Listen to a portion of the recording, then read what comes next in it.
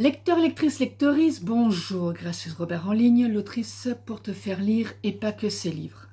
Aujourd'hui, nous allons parler de Les folles enquêtes de Magritte et Georgette, nom d'une pipe. Alors, pour expliquer l'histoire de ce livre, j'allais à la boulangerie et ils avaient mis un petit stand où on pouvait déposer des livres ou en prendre si on avait envie de les lire. Et donc, bien sûr, j'avoue que la couverture a attiré mon œil. Et alors, Magritte, j'ai dit, je suis obligée de le prendre. Donc, je l'ai pris. Je l'ai lu, c'est mieux, sinon je ne serais pas là pour en parler. Et je vais donc te lire le résumé pour déjà planter un petit peu le décor. C'était au temps où Bruxelles bruxelait. À l'arrêt du tram, le célèbre peintre René Magritte, chapeau-boule, costume sombre et pipe au bec, a une vision étrange. Une jeune femme en robe fleurie, debout à côté de son corps. Il en parle à Georgette, son épouse, et immortalise la scène dans un tableau. Quelques jours plus tard, cette femme est retrouvée assassinée avec une lettre d'amour parfumée dans son sac et un bouquet de lilas sous sa robe. C'est donc une folle enquête de Magritte et Georgette. D'ailleurs, nous avons un petit commentaire aussi. J'ai beaucoup d'admiration pour l'ensemble de l'œuvre de Nadine Monfils.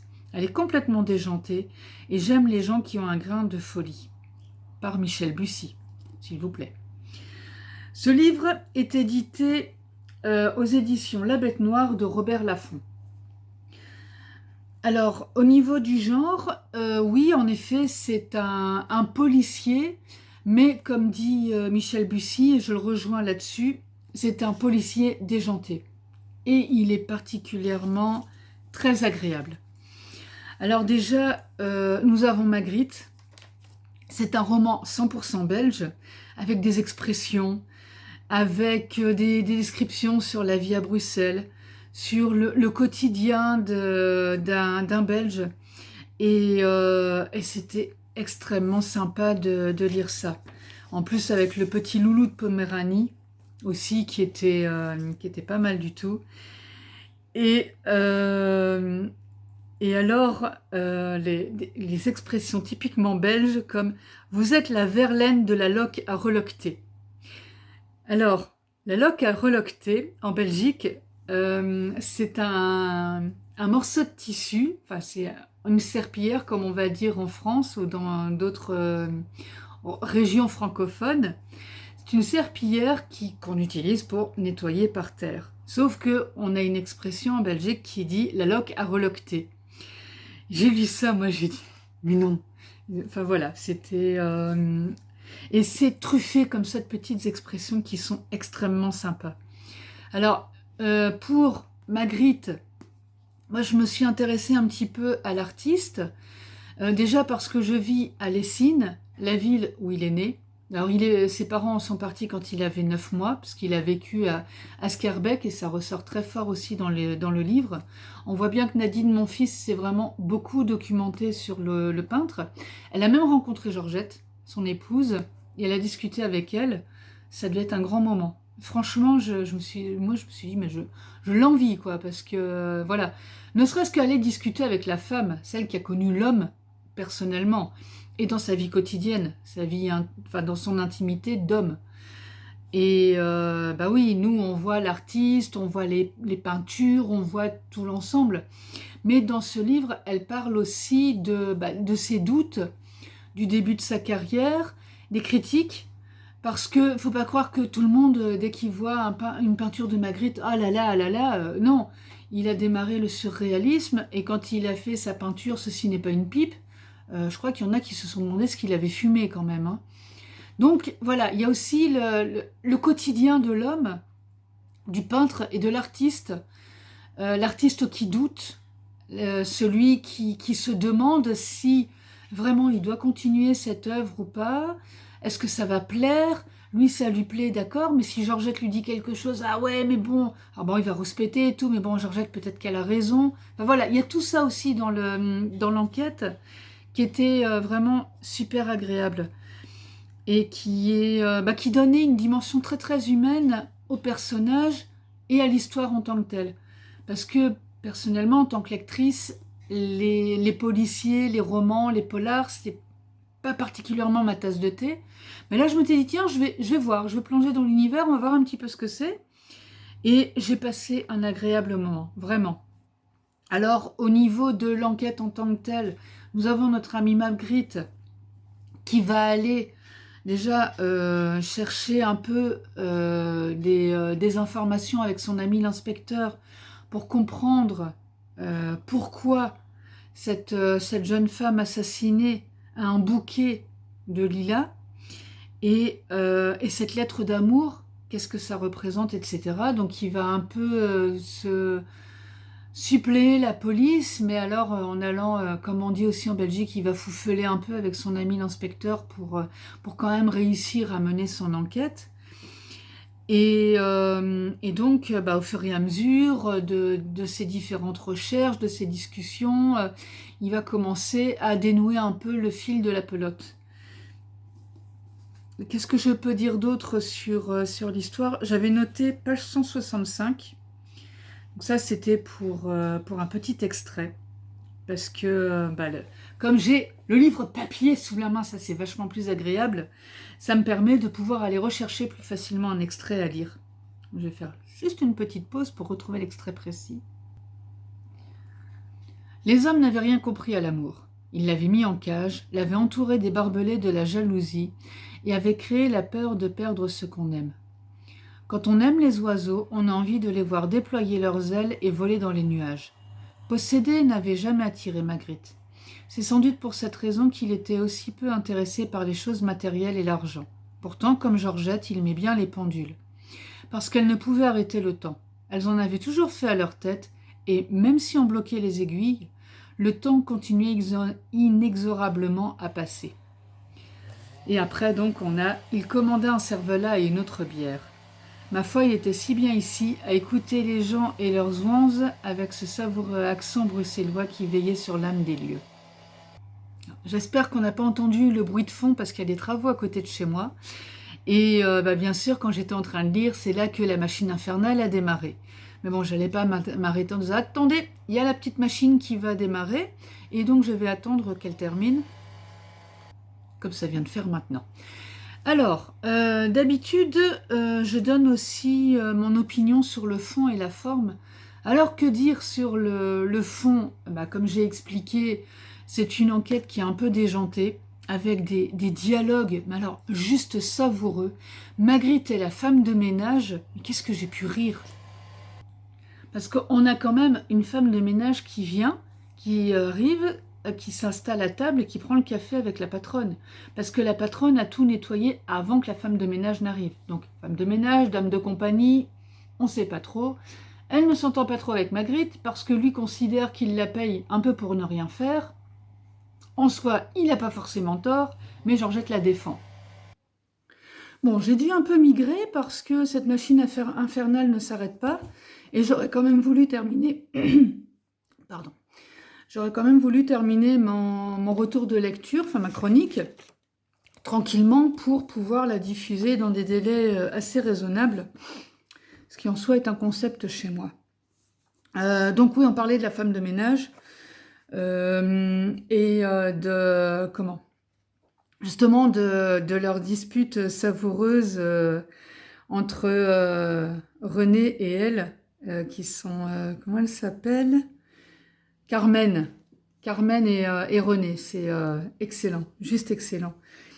Et donc, dans la fin du livre aussi, parce que je crois que c'est là, c'est dans les remerciements, il me semble que Nadine Monfils explique que la rencontre entre Magritte et Brel n'a pas eu lieu, même s'ils ont vécu à la même époque. Elle n'a pas eu lieu, elle a été complètement inventée.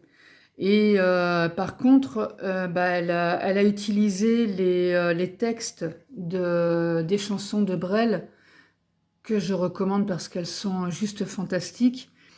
Et elle a pu les exploiter avec l'aimable autorisation de la Fondation Brel. Et ça, c'était très bien parce que ça donnait une dimension, une dimension supplémentaire au roman. Parce que voilà, comme je dis depuis le début, c'est pas uniquement un policier, enfin, moi je l'ai vu un peu comme une histoire d'amour de Magritte qu'elle a mis en situation insolite d'enquêteur, et elle a fait vivre l'homme qui rencontre Brel, un chanteur qu'il admire beaucoup.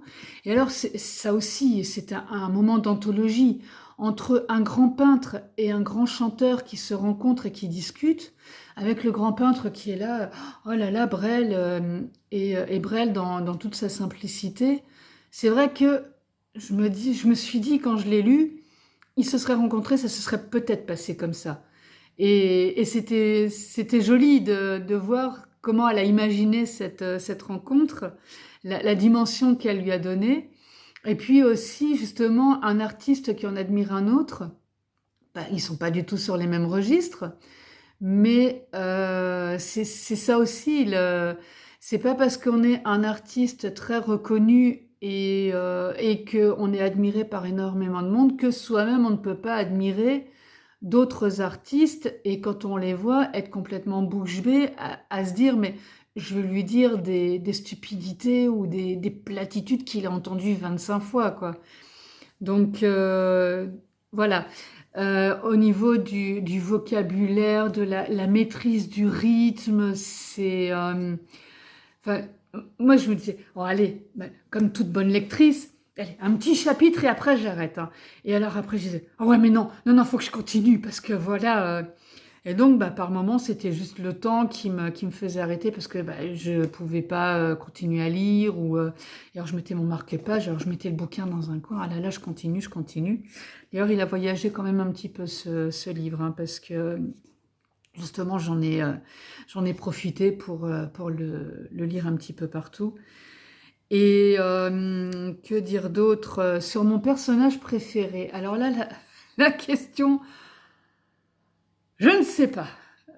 Franchement, j'hésite parce que, bon, Magritte, oui, c'est un petit peu le héros de l'histoire, il est très chouette. Georgette aussi m'a beaucoup fait rire, et elle m'a beaucoup amusée bah, dans son quotidien de femme d'artiste, de celle qui garde un peu l'église au milieu du village et qui recadre un petit peu Magritte de temps en temps en disant écoute René, non, bah, reviens un petit peu sur terre avec nous.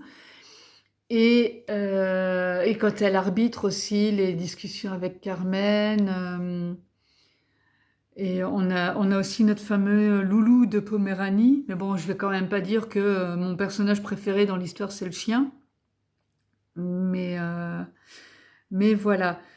Euh, je vais faire une petite pause pour regarder un petit peu parce que je ne sais pas quoi répondre là tout de suite. J'ai beaucoup aimé Jeff Que, l'inspecteur de police qui disait, bon, je t'ai rien dit, hein, mais qui quand même laissait son ami mener sa petite enquête. Et donc il est entre eux, bah voilà, il faut garder la loi, il faut respecter les règles. Et puis, bah, écoute, allez, ça je peux bien te le dire, on peut bien faire. Et c'était voilà, c'était un personnage très sympa qui m'a beaucoup plu dans l'histoire. Je n'ai pas parlé de tous les personnages parce qu'il y en a quand même un petit paquet, parce que j'ai pas non plus envie de trop en dire sur l'enquête. C'était un peu compliqué parce que on a des histoires qui sont un peu entrelacées, et bien sûr c'est vers la fin du livre qu'on arrive à reconstituer un peu le tricot de la pelote de laine qui s'est déroulé tout au long de l'histoire. Donc c'est complètement volontaire de ne pas avoir parlé trop des personnages, hormis nos protagonistes, Georgette, Magritte et Jeff Que. À recommander à qui? Bonne question. Moi je dirais à ceux déjà qui aiment les histoires un peu loufoques. Alors, à ne pas confondre avec oh là là, ça va partir dans tous les sens et tout. Pas du tout. Il y a un côté un petit peu déjanté, un côté complètement décalé que j'ai personnellement adoré parce que j'en suis aussi. Mais par contre, c'était maîtrisé. Et alors, on a juste la petite dose qui va bien, et après on repart sur un côté plus sérieux, on revient un peu sur les rails.